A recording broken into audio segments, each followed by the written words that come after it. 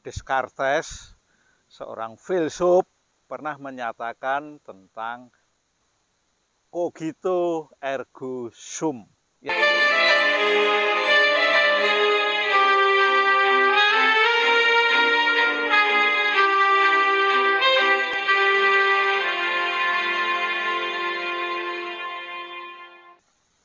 Manusia terlahir sejak dari awal itu penuh dengan kesempurnaan. Ada pikiran, ada mata untuk melihat, ada telinga untuk mendengar, dan masih banyak yang lainnya. Nah, dari situlah seorang Descartes, seorang filsuf, pernah menyatakan tentang cogito ergo sum, yang artinya karena berpikir aku ada.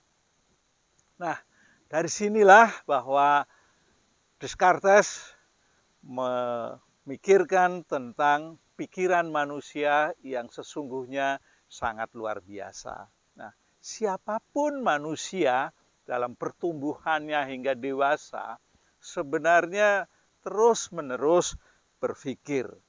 Nah, kalau tidak berpikir, maka ya sudah dapat dikatakan manusia itu tidak ada. Manusia itu sudah kembali kepada Sang Pencipta. Manusia itu dapat dikatakan sudah meninggal dunia. Nah, kan dalam bahasa yang lebih kasar, manusia itu sudah mati karena sudah tidak berpikir lagi. Nah, sesungguhnya manusia itu memiliki pabrik yang luar biasa di dalam tubuhnya. Pabrik itu ada banyak sebenarnya, sehingga manusia dapat terus-menerus bergerak karena berpikir juga. Nah, dari sinilah pabrik yang saya maksudkan adalah pabrik yang bersumber dari otak. Pabrik apa kalau gitu? Ya tentu saja tentang pabrik pikiran. Dari hasil riset, dari hasil penelitian para ahli, bahwa otak manusia dalam satu hari penuh 24 jam itu menghasilkan pikiran sampai 70.000 gagasan.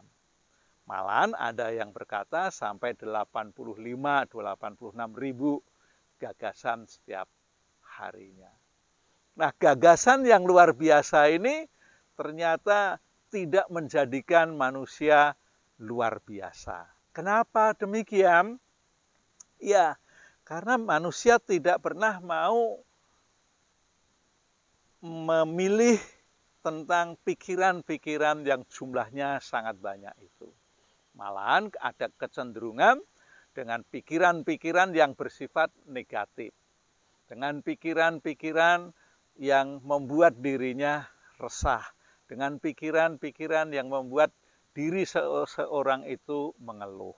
Nah, dari situlah pikiran manusia tidak dapat dimanfaatkan secara optimal. Nah, sekarang kita tahu bahwa pikiran kita yang kita hasilkan jumlahnya sangat banyak. Nah, bagaimana caranya untuk dapat mengembangkan pikiran yang begitu luar biasa? Maka perlu kita pilih satu demi satu mana pikiran yang kira-kira dapat menghasilkan sesuatu, dapat menghasilkan sebuah karya. Apakah karya itu kecil, apakah karya itu besar? Pada dasarnya mau karya besar, mau karya kecil, kalau ada hasilnya pasti akan berguna bagi kehidupan manusia itu sendiri yang memilikinya. Malahan atau syukur-syukur dapat berguna bagi orang lain. Nah, salah satu cara untuk memilih pikiran-pikiran yang baik mestinya perlu kita catat. Kita tulis dalam sebuah kertas. Nah, selama kita tidak mau menulis apa yang ada di dalam pikiran kita, maka dalam pikiran itu, maka kita akan dapat merumuskan mana yang bisa akan kita kerjakan. Gitu. Mungkin dalam sehari ada 3 gagasan yang kita catat. Ya, apakah gagasan itu cukup besar, apakah gagasan itu cukup kecil, kita tidak perlu membedakan. Yang penting gagasan itu dapat diwujudkan di kemudian saat atau di kemudian hari. Ya. Kalau mau lebih jernih lagi, endapkan dulu pikiran-pikiran yang sudah kita catat. Lalu kita mencoba menganalisis tentang pikiran itu sehingga layakkah yang sudah kita catat ini kita teruskan, kita kembangkan untuk menjadi sebuah produk. Karena banyak sekali sebetulnya kalau kita mau menghasilkan sebuah produk atau beberapa produk dalam kesekian saat itu. Nah, lalu bagaimana caranya? Ya, Anda sebelumnya boleh tukar-menukar dengan kawan tentang gagasan yang telah Anda catat itu. Anda juga bisa mencari sumber-sumber dari buku, bisa mencari sumber-sumber dari YouTube atau dari media lainnya. Karena ada banyak sekali sumber. Atau syukur-syukur mencari sumber dari orang yang sudah berpengalaman.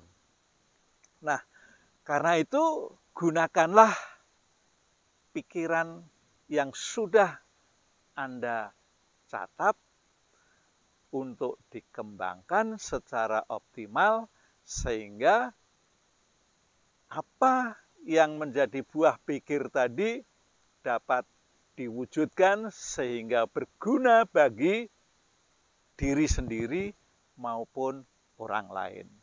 Dan hebatnya lagi, manusia itu sudah bisa membuat gambaran angan yang ada di dalam pikiran tentang suatu produk tertentu. Ya, mempunyai gambaran angan yang ada di dalam pikiran. Dan nanti gambaran angan itu juga bisa mewujud sama persis yang ada di dunia nyata dengan apa yang ada di dalam pikiran. Nah, biasanya pikiran-pikiran yang ada di dalam benak kita itu bisa digambar kalau dia seorang arsitektur atau seorang pelukis. Dia bisa menggambar dulu. Bisa juga untuk orang-orang yang berkecimpung di dunia ilmu, dia membuat proposalnya.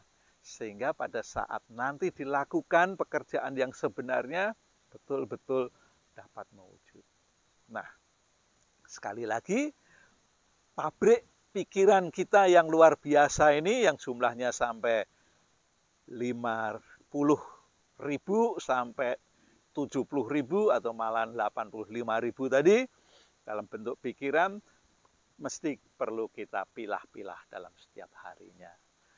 Sehingga pemilahan itu tinggal 2 atau 3 saja yang kita tulis dalam catatan lembar kertas, yang lalu kita endapkan, kita renungkan, selanjutnya kita lakukan, kita melakukan perbuatan untuk mewujudkan sebuah gagasan hingga menjadi karya yang sangat bermanfaat. Itulah gambaran dari karena aku berpikir, maka aku ada.